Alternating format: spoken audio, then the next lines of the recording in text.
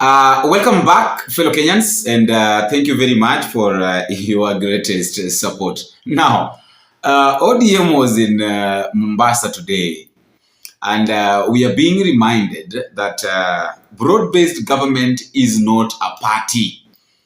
Broad-based government was just a coalition that the two parties came together, that ODM joined the Kenya Kwanza government so that we could have a peaceful Kenya. I really don't know who said that Kenya was divided, that ODM coming in to join the government was the only way that Kenya could survive on. Okay, anyway, we take that in and just accept because it had happened. And of course, Raila tried to explain it. William Ruto also came and explained it. That a lot of people were saying that suppose the late Raila did not decide to join the government or bring the two parties, bring ODM into the government and give the government experts, then we could have not had the peace that we have right now as a country. We took that in, we accepted, and we moved on.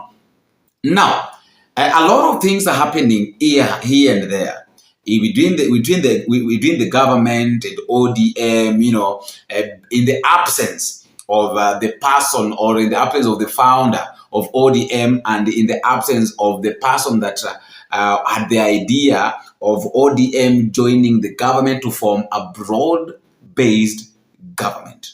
So, fellow Kenyans, that is what I want us to discuss. But before we get into discuss that thing, let me quickly remind you guys, or request you, that if at all we are meeting for the first time, don't forget to click the subscribe button, because by clicking the subscribe button, you will be in a position to get any information, any moment it has been uploaded by Bonita Media. And you can as well tell me where exactly you're watching this video. If you're in the country, you can tell me which part of the country you're watching from, and if you're outside the country, you can as well tell me which country, and all shall be well. I normally say that feedback is normally the key thing in any form of communication, and that is why I have to appreciate you guys. We are moving so well. We are almost at 17,000.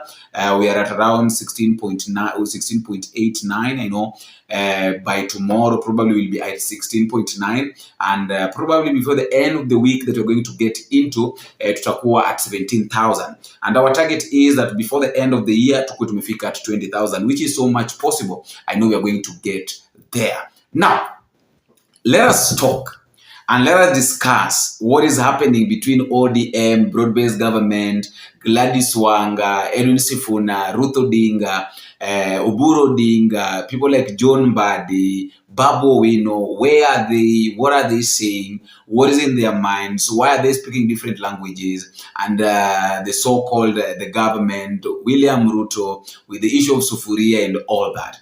I want us to start here. When Raila Odinga decided to take ODM to join the government, he had got his ideas. He had got his own mindset thoughts. And as I've said, he said that taking ODM into the government was one of the ways of bringing peace within the country. And I said that we accepted that, we moved on. And then he offered the experts to the government, in which up to now, I've not seen something very different that these so-called experts have ever done that we can say that, okay, we took John Mbadi to the government. So as an expert, this is the greatest change that he has brought. Okay, we took somebody like Alias Anjo into the government. This is the greatest thing that he has done. We're talking about the blue economy. We took somebody like Wycliffe Ambetsa Oparanya in the government. In the issue of the Hustler Fund, this is what he has done. So we took so and so in the government. We took somebody like Opiyo Wandayi in the government. Perhaps maybe you can talk about Opiyo Wandayi. Maybe if there is something different that I'm just talking about, is there any positive impact that they've taken, that they brought to this government since they were taken in as experts? If there is, tell me in the comment section.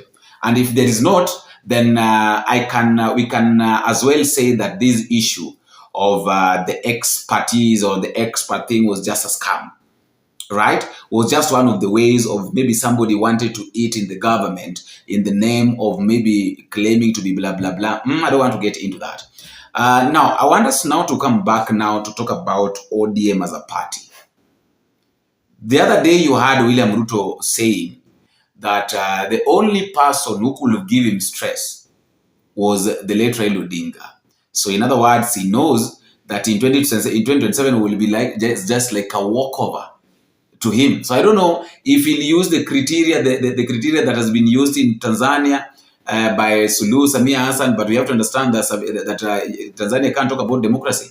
Tanzanians don't know what democracy is. In Kenya, we deal with democracy. We move with democracy. You know, we are a democratic government. So, and then him talking about the issue of sufuria, that wale watu ambao walikuwa namsumbua na sufuria hawako tena. Si mnajua kulikuwa na watu walikuwa wananisumbua kule Nairobi kwa street na sufuria kwa kichwa. Siku hizi wameondoka. It brought another picture in which onto that, talking about the issue of sufuria, there is a way Oburu Odinga have answered that question. I've answered that statement. And I would really like us to listen to it very keenly and get some points, because I believe that Oburu Odinga was trying to answer William Ruto, but in a very funny, polite, and a humble way. Listen to this. Tuliingia kwa serikali tufanye, serikali ilikuwa karibu kuanguka. Lakini tukasema hii serikali ikianguka, ile chaos ambayo itatokea itaiumiza wale watoto wetu ni jenzia ambayo walikuwa wana agitate. Ile kuagitate walikuwa wanasema agenda yetu sisi wa ODM. Yale maneno yote walikuwa wanasema ndio sisi tulikuwa tunasema wakati tulikuwa tunabeba sufuria kwa vichwa. Kweli au sio kweli? Lakini serikali kuanguka bila uchaguzi inapatia nafasi army kuingia. Army ikiingia, nyinyi nyote, sisi wote, sisi wa viongozi tutaenda. Hata hao vijana ni bunduki tu, tip tip tip. Na tutaki bunduki, tunataka demokrasia. Sisi ni chama ya demokrasia. Na kwa hivyo tulisema serikali zianguke, tukaingia tufanye polepole, tukafanya 10-point agenda.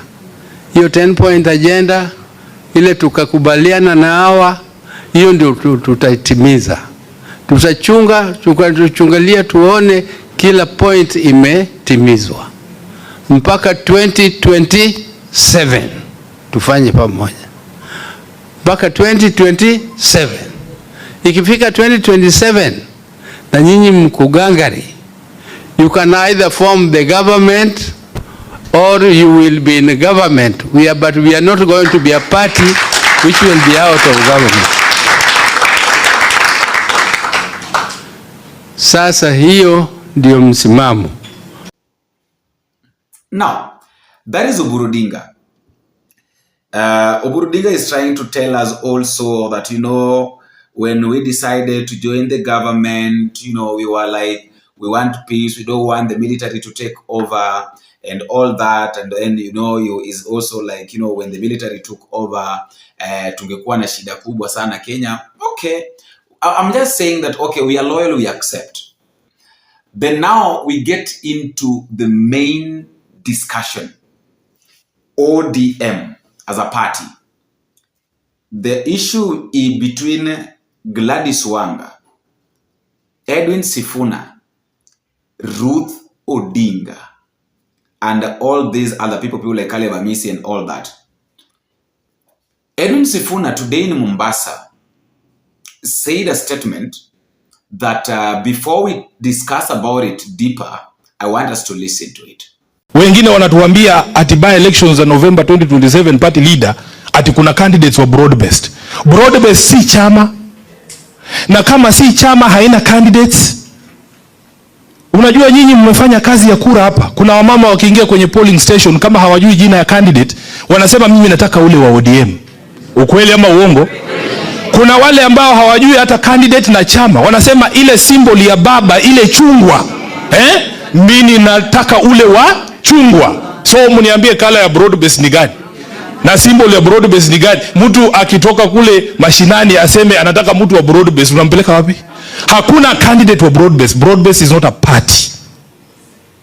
It is not a party. It does not exist anywhere. So what we want us to understand, leaders should not bring confusion to voters unless wanataka hawa candidates wetu waanguke kura. Unless umetumwa uangushe watu kura. Pale Magarini tukiingia, tunaingia kama wana ODM, wanachungwa. Rangi zetu zinajulikana, sera zetu zinajulikana, nembo zetu zinajulikana. Ukiona tu chungwa unajua ni nini? ODM. So we don't want people to bring confusion in this election. Jambo la mwisho, uchaguzi wa Novemba tarehe 27 ni wa madiwani na wabunge. Mnajua maeneo bunge yote ambaye kuna hizo chaguzi, si ndio? Hakuna uchaguzi wa urais Novemba tarehe 27. Hakuna uchaguzi wa urais Novemba tarehe 27. Ni madiwani, ma MCAs wetu na wabunge. Kwa hivyo, tunapoingia pale Magarini, nataka kuwaonya wale ambao wanatumia majukwaa ya kukampeinia candidates wetu wa by election kuleta mambo ya two term pale. Na Mheshimiwa Party Leader, hawa wote ambao unaona hapa ni members wa Central Committee.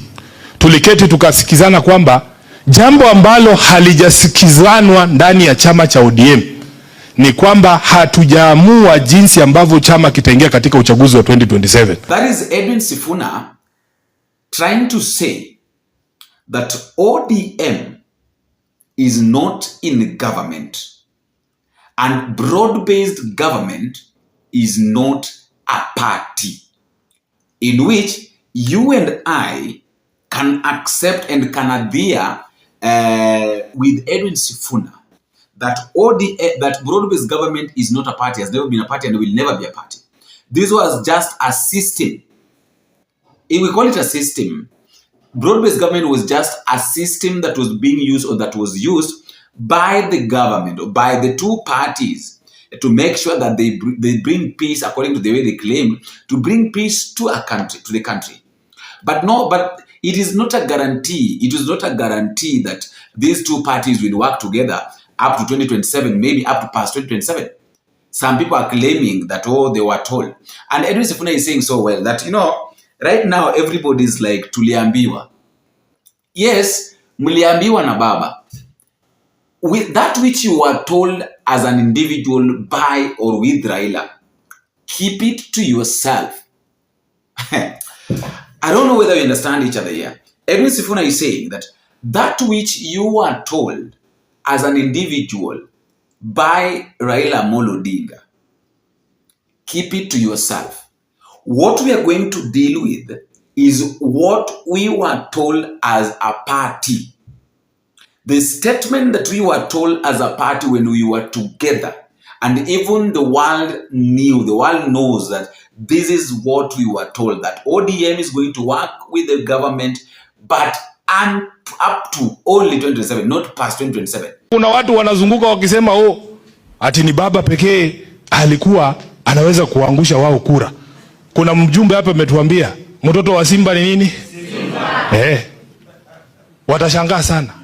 Unajua saa hii kila mtu ako na mambo yake, anasema mi baba aliniambia hii, baba aliniambia ile. Lakini ile tunaweza kukubaliana yote ni ile alituambia sisi sote. Tukiwa wazi mbele ya umma. Baba alisema nini?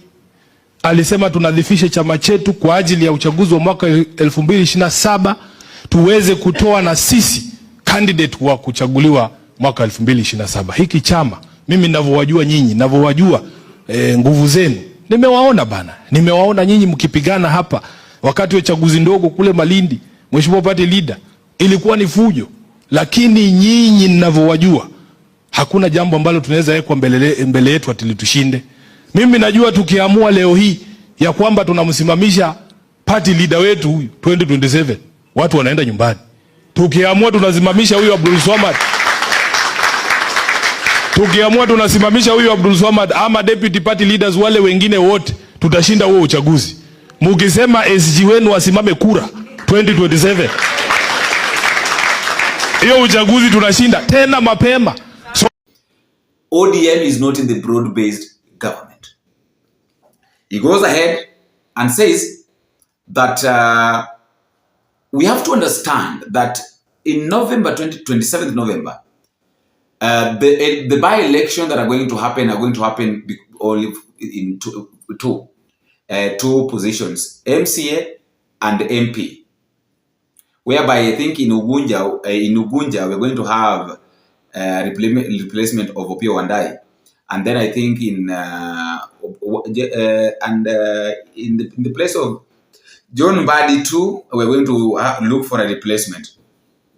Kasipul, we're going to have an MP because of the late Omondo Were. So Omondo Were's son, most likely, is the strongest candidate there because he's from ODM. Edwin Sifuna is saying that those are the only things that we are going to have, positions. We are not going to do the elections of the president. So you walking up and down using the podium that you're supposed to use to campaign for an ODM person to talk about the issue of two-term, that is something that we really need to look at. And who is he targeting? He's targeting Gladys Wanga. Why am I saying that he's targeting Gladys Wanga? Gladys Wanga Nikki, on the same podium where they're supposed to campaign for Omondo Were's son, that is for Omondo Were's son for Kasipul, and they're talking about the issue that ODM came and no blah blah with the UDA from a broad-based government, and therefore now they're working together as a team, and that ODM candidate is also a UDA candidate, a Kenya Kwanza candidate, a broad-based government's candidate, and then they also spread, they now continue with the issue of the two-term agenda.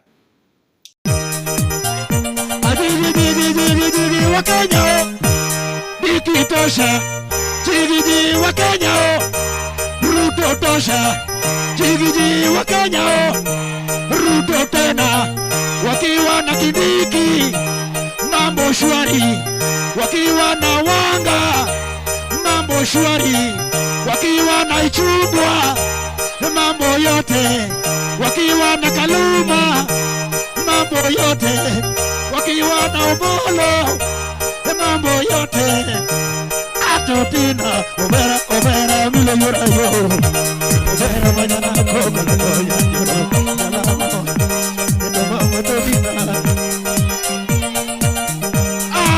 Topina, chiri. Mama topina. Digi wa Kenya, mambo shwari. Digi wa Kenya, Ruto tena. Wakiwa na Omolo, mambo shwari. Wakiwa na Kindiki, mambo yote. Atapina. Wapi kofia juu ya hewa? Juu ya hewa. Juu. Mama tonina. Edwin Sifuna is saying that don't use this podium, please, for the issue of two-term. Two-term should wait uko 2027. Ruto Dinga is telling Gladys Wanga, not only Gladys Wanga, but Ruto Dinga is saying that there is no party. In fact, this is what she's saying, that ODM is the biggest party in the country. Yes, we accept. Do not be afraid. I want us to be strong. There is no party called broad-based party. The same statement that has been used by Edwin Sifuna. In fact, she goes ahead and says that tukienda mali flani, we are going as the party of ODM. We're not going as a party of the broad-based government. This is what she said. I want us to be strong. Now we are having by-elections. Kesho tunaenda Magarini. We are going as Orange ODM. Hakuna party inaitwa broad-based. Umesikia?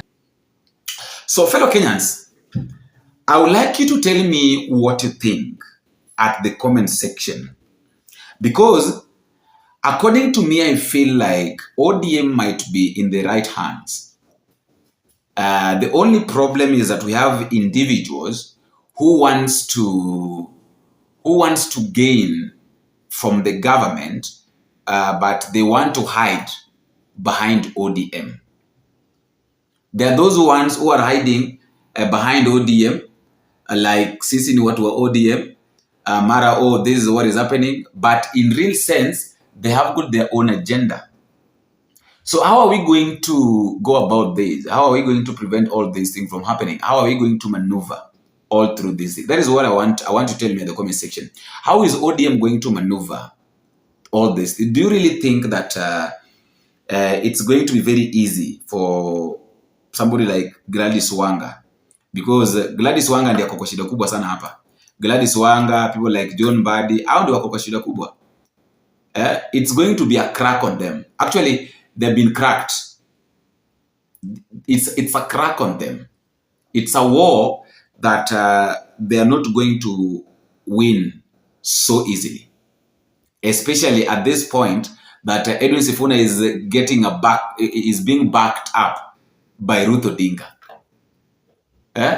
Is being backed up by Ruto Dinga and the Gen Z's Senator Oburu Dinga. Of course, you have to understand and we have to know very well that ODM is big. And anything that Edwin Sifuna says, Edwin Sifuna speaks on behalf of the party.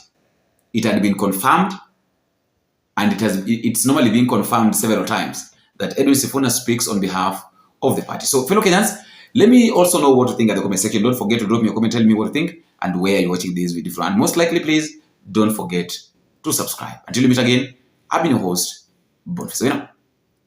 Bingo.